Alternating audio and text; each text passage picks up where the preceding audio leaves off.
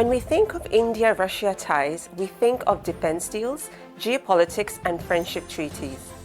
But few remember a gentler, colorful bridge between the two nations, a bridge of magic, music, and sawdust, a bridge called the Circus, a world where acrobats defy gravity, clowns reflect the human condition, and audiences are swept into wonder. Hi, I'm Ruchika Arora. For decades, India and Russia have shared a unique bond of friendship, not just in diplomacy or defense, but through cultural exchange and mutual admiration.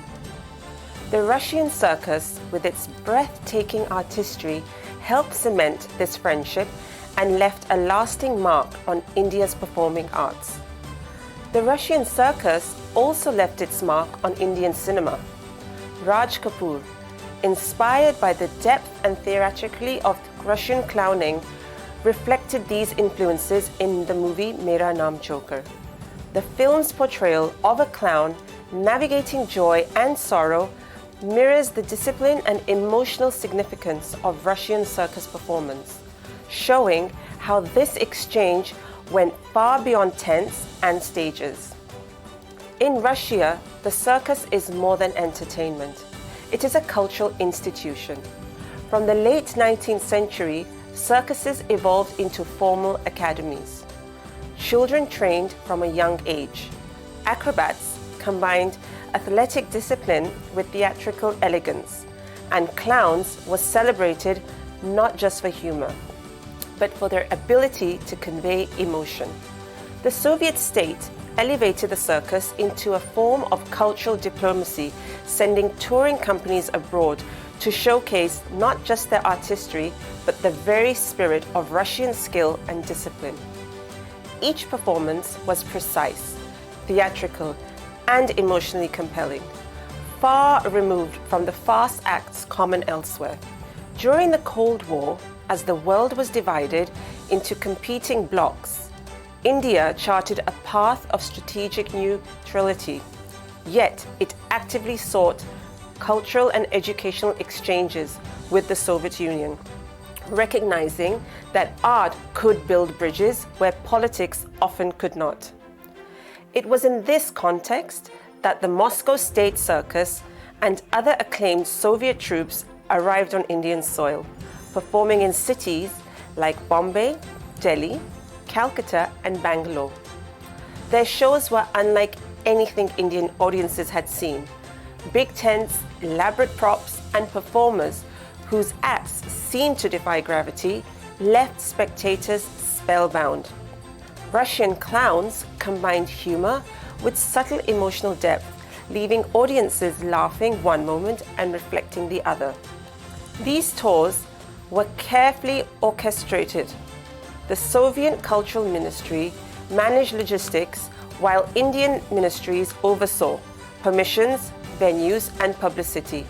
They were officially recognized as friendship missions, a deliberate cultural diplomacy initiative that showcased not just Soviet artistry, but also a shared commitment to encouraging goodwill amid global tensions.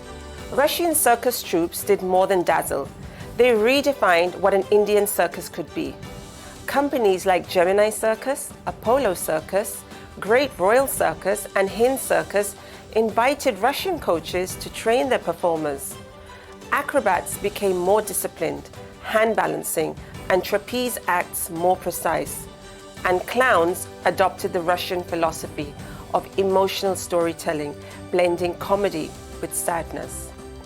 In Calcutta, Russian lion tamers worked alongside Apollo circus trainers, demonstrating patience, coordination, and discipline techniques. The collaborative performances amazed audiences and influenced Indian animal acts for decades to come. Indian performers were also sent to Moscow under government-sponsored cultural programs to study choreography, stagecraft, costume design, and rigging safety. Returning back to India, they transformed Indian circus shows, integrating Russian-style acrobats in Indian circus training.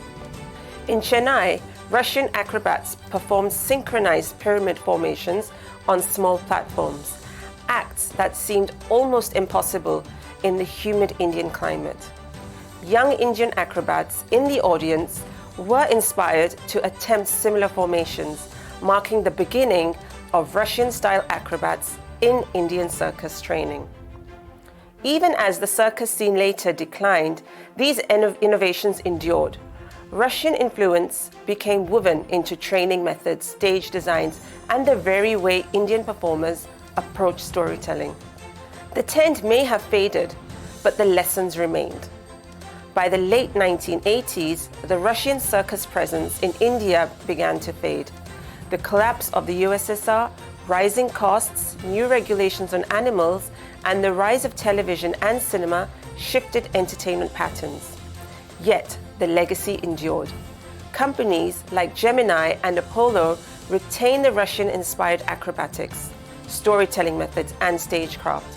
Even after the big tents were packed away, the artistry, training standards, and emotional depth imparted by Russian troops continue to influence generations of Indian performers. President Vladimir Putin's visit to India reminds us that the friendship between the two nations runs deeper than politics. The great Russian circuses that once mystically evoked India, thrilling audiences, and inspiring performers stand as a powerful symbol of shared history. Putin's visit reminds us that this cultural dialogue, forged under circus tents and carried on stages, continues to inspire mutual respect and admiration between India and Russia. The tents may be gone and the performers may have moved on, but the precision of the trapeze, the elegance of the pyramid, and the timeless magic of the circus live on, a testament to a friendship that crossed continents and hearts. Thank you.